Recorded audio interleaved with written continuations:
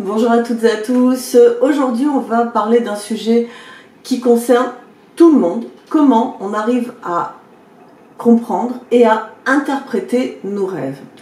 Alors, c'est un sujet qu'on retrouve récurrent depuis, je dirais, la nuit des temps, parce que dans toutes les civilisations, dans toutes les sociétés, on s'est intéressé aux rêves. Les êtres humains se sont dit, mais qu'est-ce qui se passe quand on dort ? On raconte nos rêves, des fois est-ce que les rêves peuvent se réaliser, pourquoi on a des rêves. Donc ça a été vraiment quelque chose dans toutes les civilisations. Je ne vais pas vous faire un cours d'histoire des rêves parce que ce n'est pas le sujet de la vidéo, mais quand j'ai fait les recherches par rapport à ce thème-là, dans toutes les civilisations anciennes, les rêves ont eu une importance, un pouvoir. On allait raconter le rêve aux sages ou aux magiciens ou aux chamans, hop j'ai un cheveu, ou à la personne qui vraiment était censée comprendre les rêves. Et on pensait à l'époque, je vous dis dans les grandes civilisations en règle générale, que les rêves étaient en rapport avec le cosmos, l'univers, Dieu, avec les esprits de la forêt, les esprits des jardins, avec voilà. Il y a toujours cette connotation mystique, mystérieuse dans les rêves. Et il y a toujours eu dans toutes les civilisations des personnes qui avaient ce rôle d'interpréter les rêves. Alors vous savez comment on appelle quelqu'un qui interprète les rêves? Je vous le donne, si vous jouez au Scrabble, ça vous fera des points. Je relis le nom pour être sûr de ne pas me tromper. Quelqu'un qui interprète les rêves, c'est un onirocrite. Onirocrite, je vous l'écris là, vous inquiétez pas. Voilà, c'est quelqu'un qui interprète les rêves. Donc avant, ça faisait partie du domaine du magique, du mystique, du spirituel. Est arrivée la psychanalyse avec Freud, donc fin 19e, début 20e. Et Freud a commencé à interpréter le rêve de manière psychanalytique. Et lui, il l'a interprété sur le refoulement, le sens caché, et surtout le refoulement au niveau de la sexualité. Il y a des choses vraies, il y en a d'autres qui sont un peu plus sujets à interprétation, à voir. Par contre, ça a été repris également par un autre psychanalyste, moi j'adore, j'aime beaucoup sa manière de travailler, qui s'appelle Carl Gustav Jung. Et lui s'est intéressé au rêve et a compris que le rêve devait être analysé de façon symbolique, comme Freud d'ailleurs, lui aussi il l'a dit ainsi, et avec une plus vaste vision que la vision sexuelle et de refoulement de Freud. Alors, comment on peut interpréter les rêves? Donc, il faut savoir que depuis, il y a eu énormément de psychanalyse, de psychiatres, de médecins qui se sont intéressés à ça. Je ne vous parle pas de l'aspect médical du rêve, les cycles du sommeil, etc. parce que là, la vidéo va être trop longue.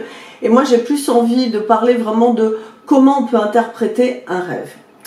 Alors, la première chose qu'il faut faire pour pouvoir interpréter un rêve, c'est s'en rappeler. Et voilà, si on ne se rappelle pas de ses rêves, on ne va pas pouvoir travailler dessus.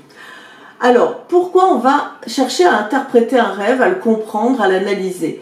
Parce que, justement, et à travers la psychanalyse, on s'en est rendu compte, le rêve peut apporter une solution par des messages un peu codés, un peu cachés, à un problème qu'on vit là dans le quotidien. Est-ce qu'on a peur de quelque chose? Est-ce qu'on a des projets sur quelque chose? Peu importe la situation que l'on vit, le rêve a un message à nous donner et dans ce message, on peut y trouver une solution ou tout du moins une explication, une interprétation ou une façon d'avancer dans sa vie quand on est éveillé. Donc c'est très intéressant de s'intéresser aux rêves. Moi-même en tant que thérapeute, même si ce n'est pas ma spécialité, il m'est arrivé souvent en thérapie qu'une personne me dise « Denise, c'est bizarre, j'ai fait un rêve, là vraiment, on en parle, on le décortique ensemble. » Et là, oui, on trouve des explications, on trouve le message de notre inconscient. En fait, c'est vraiment une porte entre notre conscient et notre inconscient. Et notre inconscient, lui, il a une façon un peu particulière d'expliquer les choses de façon beaucoup plus symbolique. Alors, qu'est-ce qu'il faut faire en premier? Déjà, si vous êtes intéressé pour interpréter vos rêves, ayez un petit cahier à côté de vous, un stylo. Et quand vous vous réveillez, même si vous êtes complètement ensuqué, vous notez votre rêve. Qu'est-ce qu'il faut noter? C'est important de noter les images. C'est important de noter les sons. Est-ce qu'il y a du bruit? Pas du bruit. c'est important de noter l'émotion dans laquelle vous êtes. Pour moi, c'est à la limite le plus important. Même quand j'interprète un rêve, quand j'aide à analyser un rêve avec un patient, je lui dis, mais comment vous vous sentez dans ce rêve? Est-ce que vous avez peur? Est-ce que vous êtes heureux? Qu'est-ce qui se passe au niveau du ressenti? L'ambiance, est-ce que c'est une ambiance joyeuse, sombre? Est-ce qu'il y a du danger? Voilà, donc ça c'est très important. Les couleurs, les chiffres, est-ce qu'il y a des chiffres qui apparaissent? Parce que les chiffres sont très symboliques. Les mots, est-ce que vous entendez une phrase qui revient, je sais pas, pense à manger du foie gras, n'importe quoi, oui, bon pourquoi le foie gras, qu'est-ce que ça veut dire? Donc les phrases qu'on peut retenir, il faut les noter, les paroles, etc. À partir de là, on a effectivement une scène, une ou plusieurs scènes qu'on va pouvoir décrypter et analyser, d'accord? Je dois faire quand même une petite parenthèse qui est importante, ce sont les rêves prémonitoires. Alors oui, il y en a, ils sont assez rares. Et la différence entre un rêve prémonitoire et un rêve lambda, qui peut être aussi un petit peu prémonitoire, parce que si un rêve vous aide à comprendre le sens de votre vie, il peut être prémonitoire et vous avertir de certaines choses. Je vais vous prendre un exemple. Imaginons que vous ayez une relation amoureuse bof-bof qui n'est pas terrible, vous ne savez pas, vous vous posez des questions, vous ne savez pas où ça va aller, et d'un coup vous faites un rêve où votre compagnon ou votre compagne, vous le trouvez dans un cercueil, fermez le cercueil et vous partez, sans vous retourner. Le message est clair, votre inconscient vous dit la relation est morte, voilà. Et retourne-toi et pars, d'accord? Ça peut être puissant, ça peut faire peur, ça ne veut pas dire que la personne va mourir, d'accord? Là, on n'est pas dans un rêve prémonitoire, c'est prémonitoire, là, je vais y arriver, dans le symbole, mais c'est pas prémonitoire dans la réalité, d'accord? Il faut faire attention, dans les rêves prémonitoires, si on rêve d'un défunt, parce que c'est souvent des rêves comme ça ne veut pas forcément dire la mort de quelqu'un. Ou ça peut vouloir le dire aussi. Hélas, moi j'ai fait beaucoup de rêves prémonitoires. Hélas, qui me prévenait de la mort d'un proche. Voilà. Bon, c'est comme ça. Mais c'est souvent les personnes qui font des rêves prémonitoires sont des personnes qui sont quand même déjà ouvertes à la spiritualité, qui ont déjà peut-être des dons un peu de voyance, de médiumnité, d'intuition, etc. C'est assez rare. Mais ça arrive. Et la différence aussi que je peux vous dire, parce qu'à chaque fois que j'ai fait un rêve prémonitoire, il y a un ressenti, on se réveille souvent en sursaut déjà, il faut le savoir, on est comme ça, d'accord, quand on se réveille, on est souvent couvert de transpiration, il y a quelque chose dans le corps qui sort quoi, par beaucoup de transpiration, on a souvent le cœur qui bat à 1000 à l'heure et on a vraiment ce sentiment de danger, quand c'est un rêve évidemment un peu douloureux. Et quand c'est un rêve très agréable, parce que j'ai aussi fait des rêves prémonitoires très très agréables, il y a souvent ce sentiment, on se réveille, pareil, un peu comme ça, de façon, en étant surpris, et on a un sentiment de bien-être, de joie qui nous envahit, et il y a quelque chose où on se dit, ça a l'air vrai, je le ressens, c'est vrai. Voilà, d'accord? Je ne vais pas m'attarder sur les rêves prémonitoires parce qu'ils ne concernent pas tout le monde. Donc je préfère continuer à vous expliquer un petit peu vraiment comment interpréter les rêves. Alors, qu'est-ce que je vous ai mis encore? Oui, donc on s'en souvient très rare, c'est les médiums, c'est ce que j'ai dit.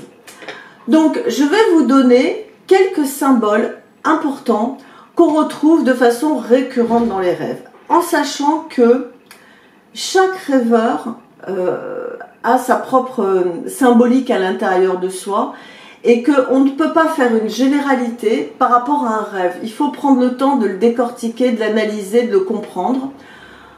Le mieux, c'est quand même si vous avez vraiment envie d'en parler, à la limite d'en parler à un professionnel, sinon parlez-en à quelqu'un de confiance.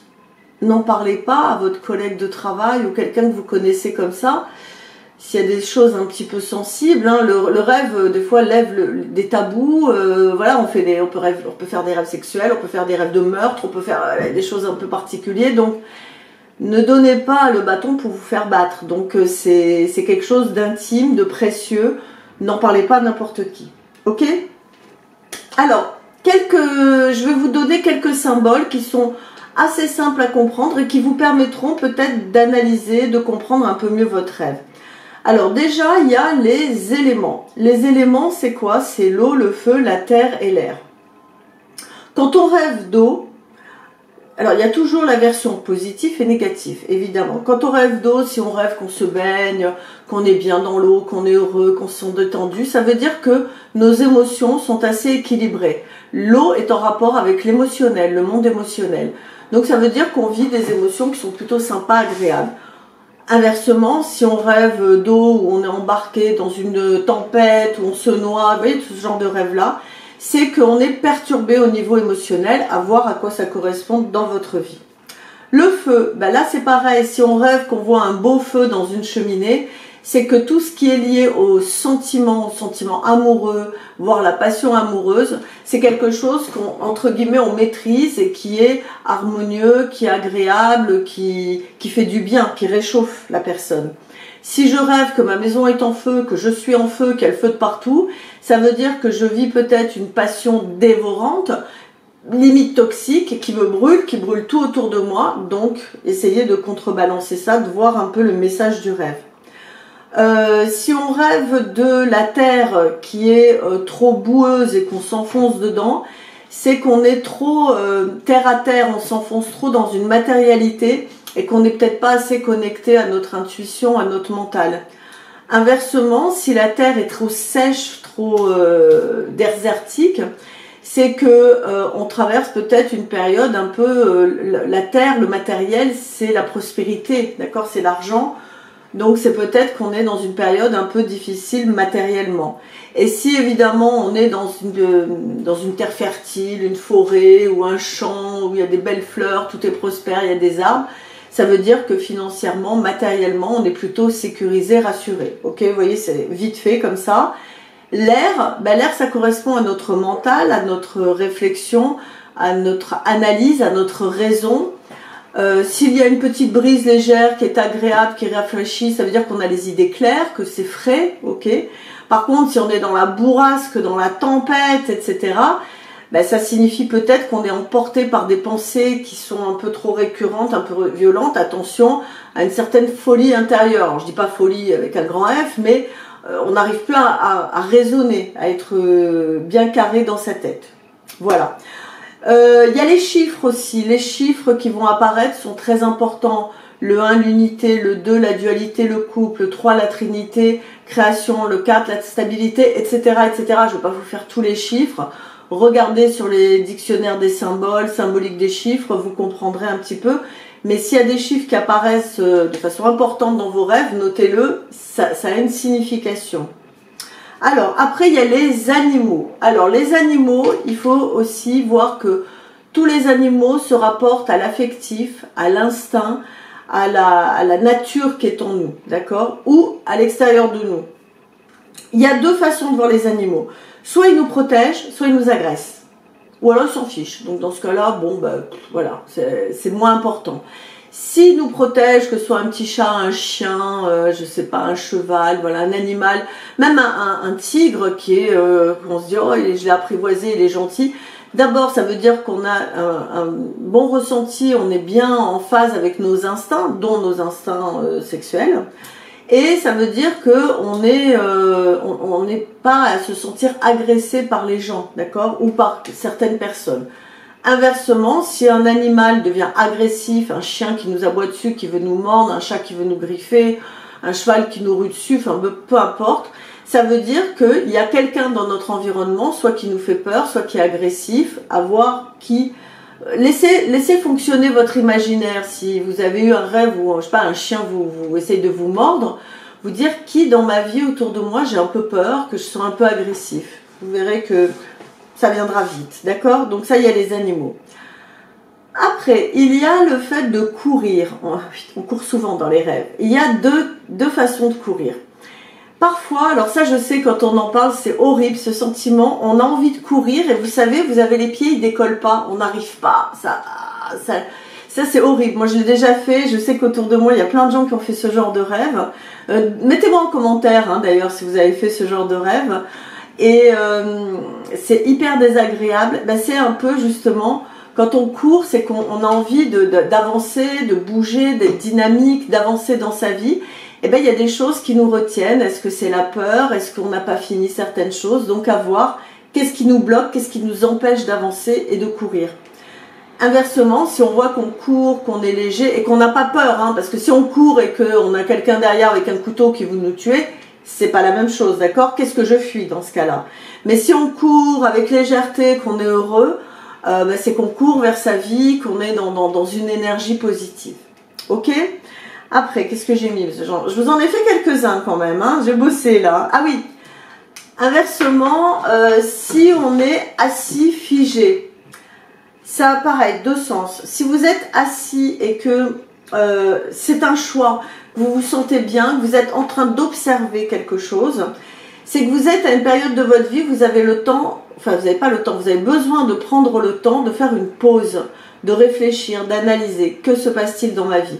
Et là, ce qui est important, c'est de se rappeler, d'essayer de se rappeler qu'est-ce qui se passe autour du rêveur, donc de vous qui êtes dans ce rêve, qui est assis. Que se passe-t-il autour? Est-ce que vous regardez un spectacle? Est-ce que vous regardez des gens? Qu'est-ce qui se passe? Et toujours ramener au ressenti. Qu'est-ce que je ressens? Est-ce que je suis bien? Est-ce que je suis triste? Est-ce que je me sens exclue? Etc. etc. Donc en fonction de ce qui se passe, évidemment, le sens va être différent. Mais le sens général, c'est ce besoin de se poser, de réfléchir et d'observer ce qui se passe autour de soi. Et on peut avoir parfois aussi ce sentiment d'être assis de force, hein, surtout si vous êtes ligoté, attaché ou des choses comme ça. Et donc, c'est un petit peu la vie qui vous impose de vous reposer, de vous asseoir et de réfléchir, de faire une pause. D'accord? Donc ça, c'est si on est assis. Après, autre rêve, avoir un bébé. Hein, voilà, vous avez un bébé. Que vous soyez un homme ou une femme. Alors, évidemment, si vous êtes dans des projets de grossesse, d'avoir un enfant, etc., c'est normal que le rêve vous amène un peu des images de ce qui peut se passer si vous êtes maman ou papa, etc. Mais si vous n'êtes pas du tout dans ce cas de figure, avoir un enfant, c'est une envie de créer quelque chose, c'est une envie de mettre en place un projet. Et là encore, il faut voir comment est ce bébé. Est-ce que ce bébé est malade ou pas? Est-ce qu'il est en bonne santé? S'il est malade, ça veut dire que votre projet n'est peut-être pas encore au point. Est-ce que c'est un bébé qui est envahissant, qui hurle, qui crie? Est-ce que c'est un bébé qui est beau, qui est calme, qui... Voilà, en fonction de la relation que vous avez avec ce bébé, est-ce que vous n'en voulez pas? Est-ce qu'au contraire, vous ne voulez pas le lâcher? Ça va signifier si votre projet est facile, difficile, compliqué, etc. Après, ah oui, si vous passez un examen, alors ça, c'est des rêves aussi qu'on fait souvent dans la vie, qu'on passe le bac ou autre examen, BTS, peu importe. Vous avez besoin de savoir, de faire une évaluation à l'intérieur de vous de ce que vous valez. Quelle est ma valeur? Est-ce que j'arrive à réussir les choses? Est-ce que j'arrive à surmonter une épreuve, une difficulté? C'est un petit peu une auto-évaluation, d'accord? Et effectivement, plus ça va être facile, et bien plus vous allez réussir, entre guillemets, une épreuve de vie qui vous attend.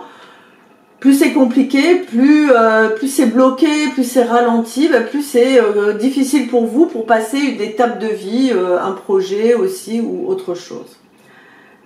On continue. Après, qu'est-ce qu'il y a? Ah oui, marcher nu. Ça c'est aussi des choses qu'on voit souvent dans les rêves. On marche nu dans la rue avec il y a des gens autour. Alors pareil, deux cas de figure. Si vous êtes à l'aise, ce qui est le meilleur des cas, vous vous en rendez à la limite même pas compte, vous dites « Ah oui, ça c'est vrai que je suis nu », c'est que vous êtes quelqu'un qui avait quand même une certaine assurance, une certaine maîtrise des choses, et vous vous montrez tel que vous êtes. Vous n'êtes pas dans le mensonge, voilà. Et peut-être que vous êtes une personne qu'on a l'habitude de regarder, d'accord? Ce sont souvent des gens qui ont des postes importants, des conférenciers, des journalistes à la télé ou des acteurs qui font ce genre de rêve. Inversement, si vous marchez dans la rue, que vous êtes nu et que vous avez honte, vous avez peur, ça veut dire, c'est logique, vous avez peur du jugement des autres, vous avez peur de montrer qui vous êtes vraiment. Ok? Alors un grand aussi rêve qu'on retrouve énormément, qui a une énorme importance, c'est la maison. La maison, ça représente vraiment l'intérieur du rêveur. Qui est ce rêveur? Comment il est? Donc en fonction de comment est votre maison, quand vous rentrez dedans, est-ce que vous êtes bien? Est-ce que vous vous sentez à l'aise ou vous vous sentez angoissé? Très important. Est-ce que la maison est propre ou alors c'est dévasté? Est-ce que ça a brûlé? Est-ce que ça sent mauvais? Est-ce qu'au contraire c'est une très belle maison magnifique? Est-ce que vous découvrez des pièces nouvelles? Moi je fais souvent dans des rêves de maison, je découvre des pièces et je dis, oh je savais pas qu'il y avait ça. Et c'est une chambre d'enfant ou un bureau, peu importe. Et j'en ai fait un il y a pas longtemps d'ailleurs, où je rentrais dans des pièces que je connaissais pas et je faisais ah ben elles sont bien rangées. Je sais que c'était le premier critère qui m'a interpellée dans le rêve. C'était carré, c'était bien rangé, c'était très lumineux. Ça c'est positif évidemment. Quand on rentre dans une nouvelle pièce, dans une maison qu'on ne connaît pas, qu'on a l'impression de découvrir, ça veut dire qu'il y a des choses nouvelles qu'on va découvrir dans sa vie, peu importe, soit amicale, professionnelle, familiale. Mais évidemment, plus ça va être propre, lumineux, rangé, plus ça va être quelque chose de positif. Inversement, si vous rentrez dans une pièce et que vous avez peur, que c'est obscur, que c'est noir, que vous entendez des bruits, c'est qu'il y a peut-être des choses dans votre inconscient dont vous allez peut-être découvrir des choses sur vous, sur votre passé, ou sur des gens, ou voilà. Vous allez découvrir quelque chose qui vous fait peur et pour l'instant, votre inconscient bloque un peu le message. Donc, la maison, c'est un rêve super important. Il faut vraiment noter. Le moindre détail peut être important. S'il y a une piscine, pas une piscine. Enfin bon, on peut rester 2 heures, hein, rien que sur la maison. Gros sujet aussi, la mort. Alors, il y a 3 possibilités. Première possibilité, on rêve qu'on est mort. Ça peut arriver. Alors, ce qui est assez troublant, c'est qu'on rêve qu'on est mort, mais on se regarde soi-même mort.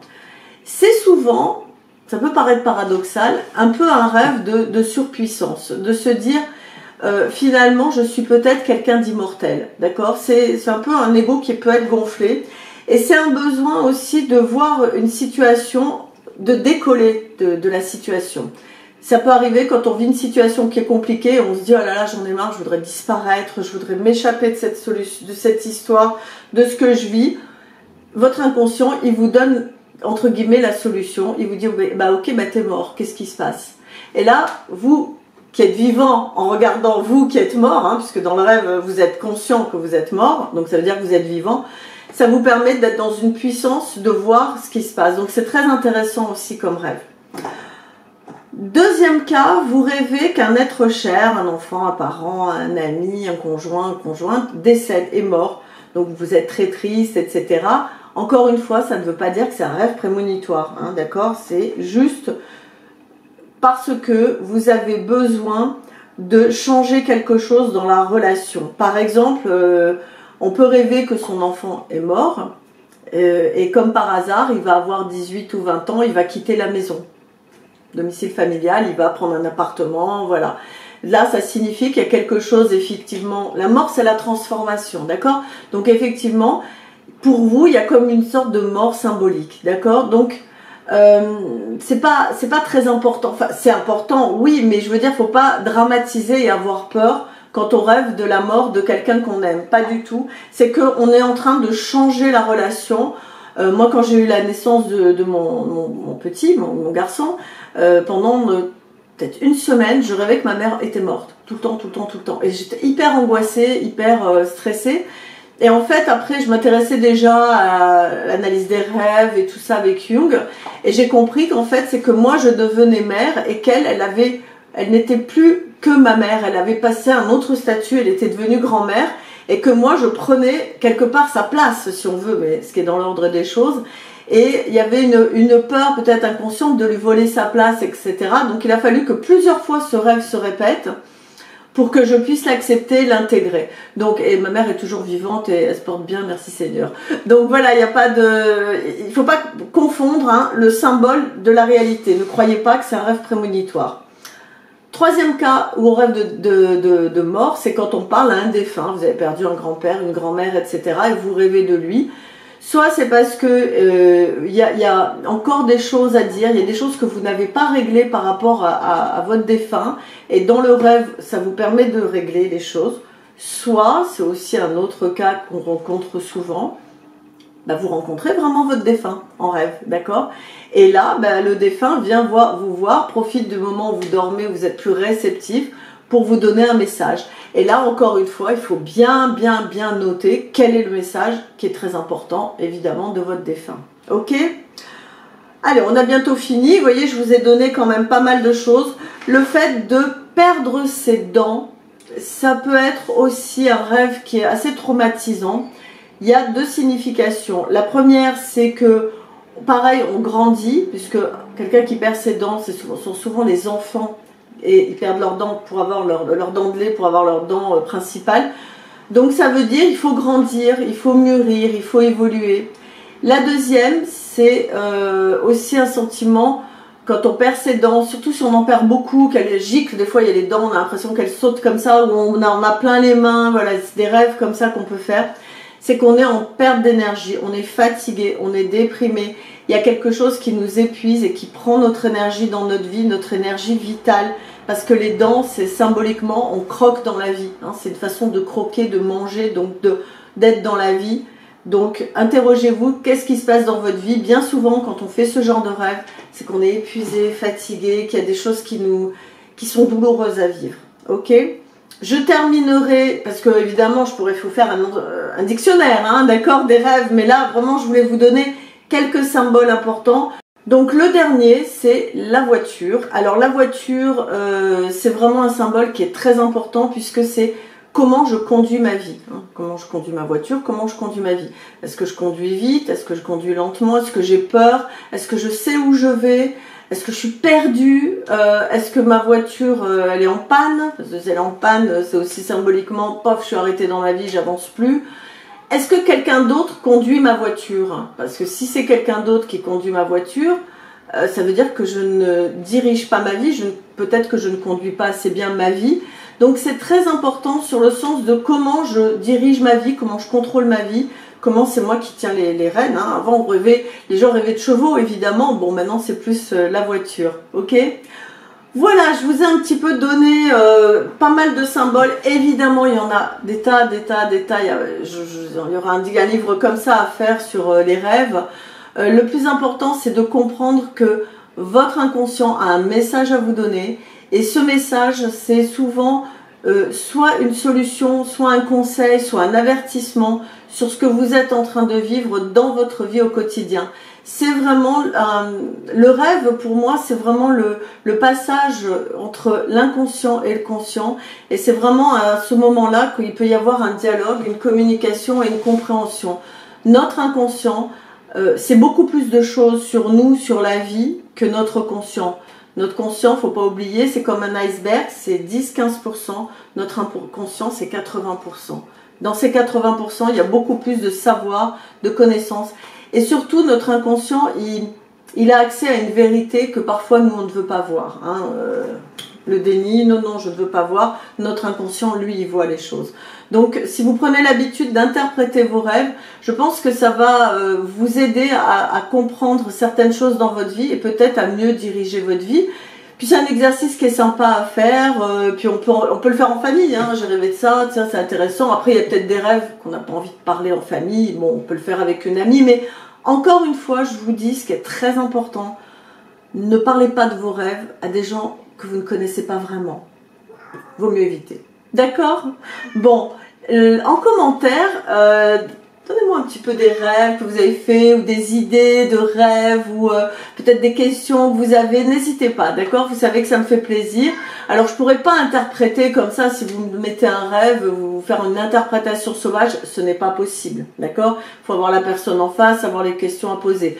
Donc, ne me dites pas, Denis, j'ai rêvé de ça, qu'est-ce que vous en pensez? Je ne pourrais pas interpréter de façon sauvage, c'est pas possible.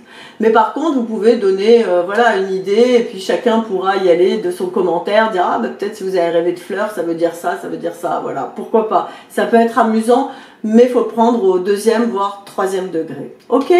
Ben, je vous remercie pour cette vidéo qui est longue, hein, mais bon, on a pris le temps de regarder un petit peu tous les symboles.